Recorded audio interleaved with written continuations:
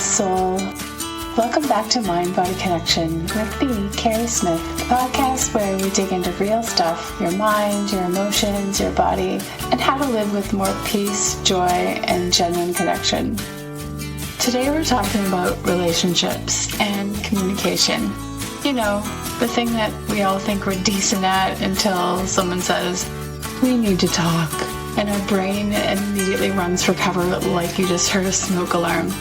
Whether it's your spouse, your partner, your mom, your moody teen, or that one coworker who replies, per my last email, like it's a threat. This episode is for you. Hey, can we talk for a minute? 'Cause I just want to know how you feel. The real reason we struggle to communicate. Let me tell you about a client I once worked with. We'll call her Jenna. Jenna came to me because she was exhausted in her marriage. Every conversation with her husband felt like a standoff. He'd shut down, she'd raise her voice, and both of them left the conversation more disconnected than when they started. She said, Karey, I don't know how to talk to him anymore. I say what I feel, and it's like he doesn't hear me. And you know what I told her? Of course he doesn't.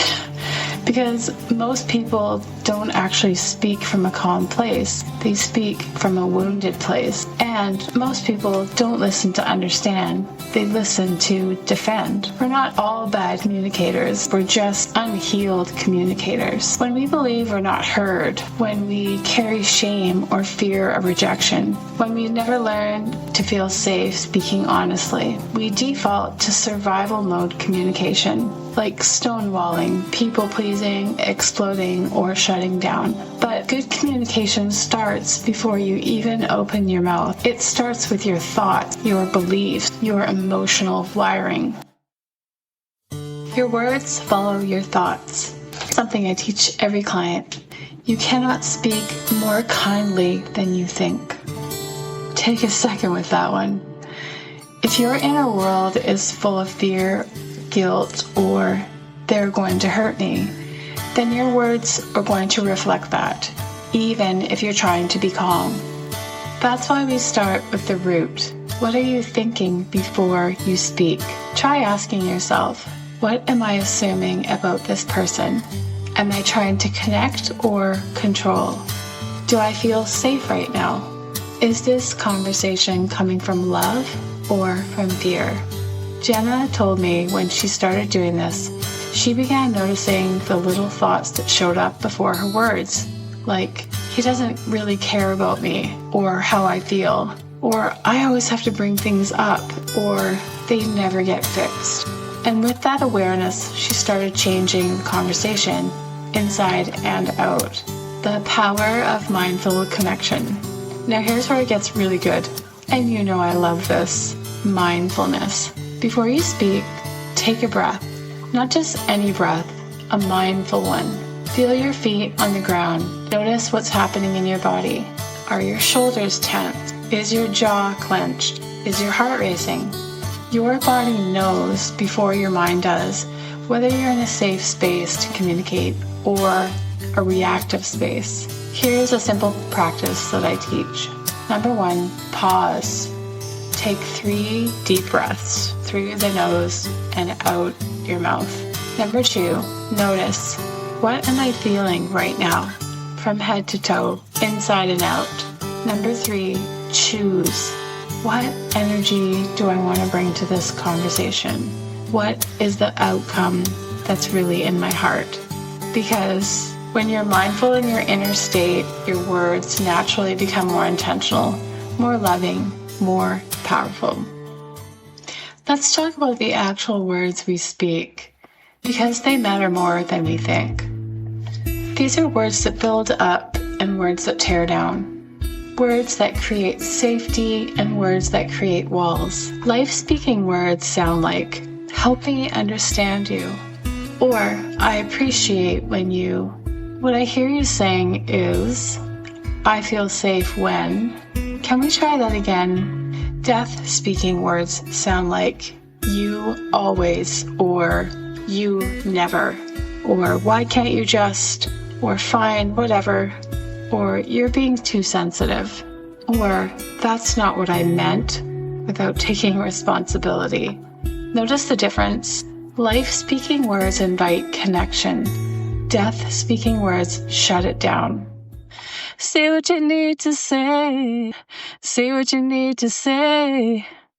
Say what you need to say. Understanding each other's language. Now let's get a little playful here and talk about something fascinating. The beautiful differences in how men and women often communicate. And before anyone gets their feathers ruffled, I'm talking about general patterns, not rules. Every person is so unique, but understanding those tendencies can be like having a translation guide for your relationships. Often when women communicate, we A, process out loud because talking helps us figure out what we think. B, we want to feel heard and understood first. C, connect through sharing details and emotions. D, sometimes we just want someone to listen, not to fix. So often when men communicate, they A, process internally first, then share conclusions. B, want to solve problems quickly. C, connect through activities and shared experiences. Or D, feel valued when they can provide solutions. Here's where it gets even more interesting. Jenna thought her husband didn't care because he jumped straight into solutions instead of listening to her feelings. But in his mind, offering solutions was his way of showing love and care. Once she understood this, she started saying things like, "Honey, I'm not looking for a solution right now. I just need you to hear me." And he'd say, "Got it," and just listen. What a game changer. And if there's any guys listening, when she's sharing a problem, try asking, "Do you want me to just listen? Or are you looking for suggestions?" Trust me on this one. And for the ladies, when he goes quiet, it might not mean he doesn't care. He might just be processing. Try giving him space to think and then circle back. We're not from different planets, even though apparently men are from Mars, we're from Venus. We're just speaking different emotional languages sometimes. How to actually say what you mean without burning the bridge. Let's get practical. You want to say something important, maybe even something hard. How do you do it in a way that doesn't leave both you emotionally limping? Here are 3 things I teach all the time in sessions, and they work like therapy gold. Number 1, lead with I, not you. Instead of "you never listen," try "I feel hurt when I don't feel heard." It softens the entry, reduces defensiveness, and keeps the door open.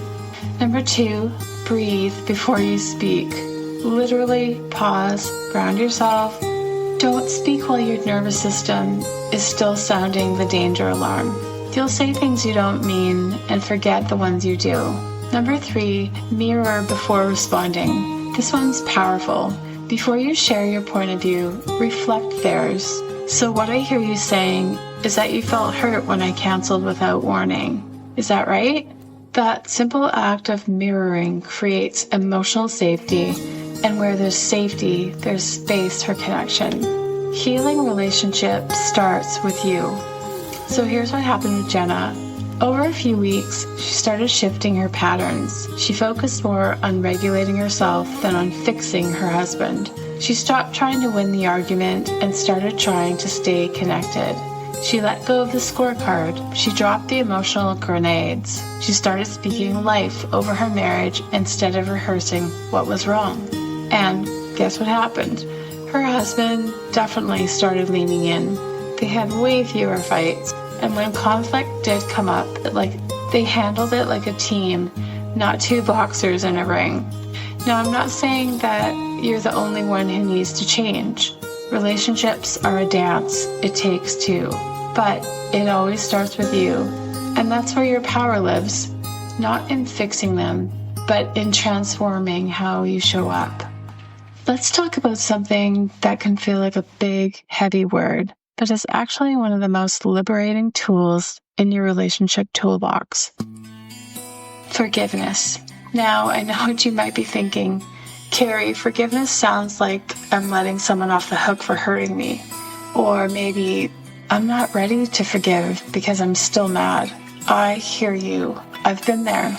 But here's the thing. Forgiveness isn't about excusing someone's behavior or pretending everything's fine. It's about freeing you from carrying the weight of resentment so you can communicate from a place of peace, not pain. Let's break it down. When we hold on to hurt, whether it's from a partner's careless words or a friend's betrayal, or even something we've done to ourselves, it's like carrying a backpack full of bricks. Every conversation you have with that person, those bricks are weighing you down. You might snap faster, shut down sooner, or feel like you're walking on eggshells. That's not communication. That's survival mode. But forgiveness, it's like setting that backpack down. It doesn't mean you forget what happened or stop setting boundaries. It means you choose to release the emotional grip that hurt has on you so you can show up fully in your relationship. So why does forgiveness matter for communication?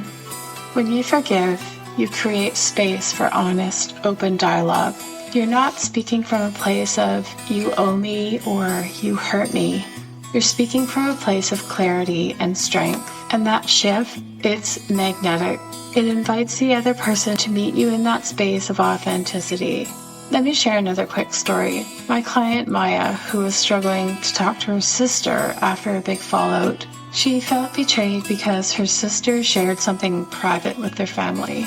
Every time they talked, Maya would get cold or passive-aggressive, and her sister would get defensive. They were stuck. When we start working together, I asked Maya, what would it look like to forgive your sister? Not for her sake, but for yours. At first, she wasn't having it. But then she tried a simple practice that I'm going to share with you in a second. And over time, she noticed something. She felt lighter. She could talk to her sister without that knot in her stomach. And her sister started opening up too. Their conversations went from tense to tender. So here's a simple forgiveness practice. This is a mindfulness-based practice you can try today to start letting go and make room for better communication. It just takes a minute or two, and you can do it anywhere. We can call this tool time. It's tool time. Just a little quick one. So find a quiet moment. Sit comfortably, close your eyes if you feel safe, and take a few deep breaths. Feel your body settle. Name the hurt. So think of a person or situation you're holding on to. Silently say it to yourself. I'm hurt because blank. No judgment, just name it. Then release with intention. Imagine that hurt as something you're holding in your hands. Maybe it's like a heavy stone or a big tangled knot. Now picture yourself setting it down or letting it float away. Say to yourself, I choose to release this for my own peace and because forgiveness matters. Breathe in compassion.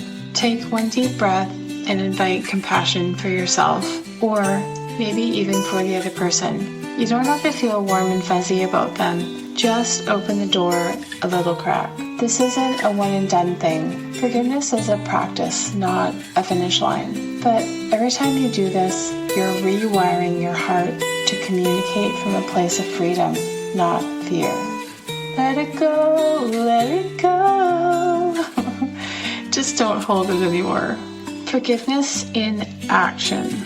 Once you start practicing forgiveness, you'll notice it changes how you show up in conversations. Instead of bringing old wounds to the table, you'll bring curiosity. Instead of guarding your heart, you're opening it up just enough to let connection happen. For Maya, this meant she could finally say to her sister, I felt really hurt when that happened, but I want us to move forward together. I'm not perfect. No one is perfect. Just in saying that, spoken from a place of forgiveness, opened the door to a conversation that they hadn't been able to have in months. And here's a little secret. Sometimes the hardest person to forgive is yourself. If you're carrying guilt for something you said or didn't say, try to name that practice too. Name it and release it and breathe in compassion. You deserve that freedom too. So why does this matter? Forgiveness doesn't just heal your relationships, it heals you. It's the bridge between where you are and where you want to be in your communication. It's the difference between staying stuck in hurt and stepping into connection. And it's a gift to yourself, no matter what the other person does. So, as you head into your next conversation, whether it's with your partner, your best friend, or even your reflection in the mirror, ask yourself, what can I release to make this moment lighter? Let's bring it all home. Today, we've been diving deep into how we connect through our words, our thoughts, and that powerful choice to forgive. Here's the heart of it. Healthy relationships start with you showing up as your most honest, grounded self. You can't pour from an empty cup. You can't connect if you're holding on to fear, resentment, or the need to be right. That's why we do the inside work, because your peace sets the stage for every conversation. Here's what I want you to carry with you. Choose connection over winning. Let go of the need to control the outcome and lean into understanding instead. Speak from love, not fear. Whether it's forgiving someone else or yourself, release what's heavy so your words can lift up. Trust your voice. You're not too much, too quiet, or too anything. You're learning to love and communicate with more courage every day. And you're not just building better relationships, you're building a better you. And that, my friend, is something to celebrate. If today's episode sparked something in you, maybe a little aha moment or a nudge to try something new, I'm so glad you're here. Here's what you can do next. Please drop a review on your favorite podcast app. Your words help the show reach more hearts. Share this episode with someone who needs it, maybe a friend who's navigating a tough conversation. Also, grab my free mindfulness downloads. You'll find links in the show notes. Also, visit my website for a free discovery call, whether it's one-on-one coaching, group sessions, or chat about your journey. I'm here for you. Until we meet again, keep choosing kindness, keep speaking truth, and keep showing up for the people you love, starting with yourself. You're doing a beautiful work, and I'm here to cheer you on. Don't forget, you are not broken. You are becoming. And be a little kinder to yourself today.